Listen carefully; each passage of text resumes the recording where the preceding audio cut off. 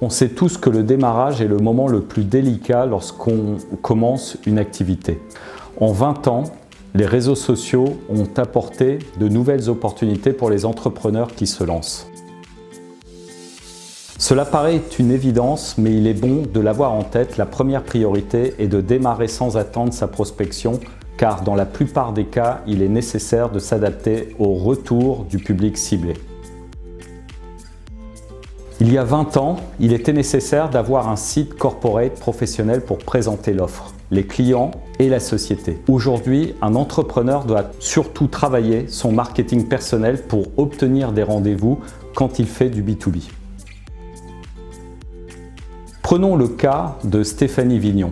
Stéphanie est chasseur de tête. Il y a 3 ans, elle a décidé de lancer son cabinet dans le Grand Ouest de la France. La première étape a consisté à expliquer sur son profil son expérience, sa vision des enjeux aujourd'hui en matière RH, sa vision de l'avenir. La seconde étape a été d'écrire des articles. Moins de 0,25% des personnes qui sont actives sur LinkedIn produisent des articles sur ce réseau social. C'est donc un excellent moyen de se faire connaître comme expert et être contacté pour cette expertise.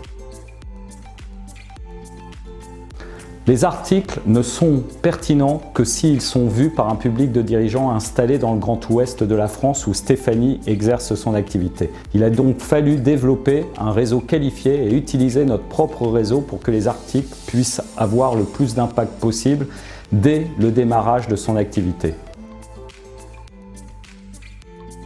Cette stratégie a permis d'acquérir des clients pour les fidéliser et en faire des prescripteurs naturels pour qu'ils recommandent l'expertise de Stéphanie à d'autres dirigeants. En 3 années, Stéphanie a pu ainsi s'imposer sur son marché. Elle peut aujourd'hui envisager l'avenir sereinement et renforcer son équipe avec une année de chiffre d'affaires devant elle en trésorerie.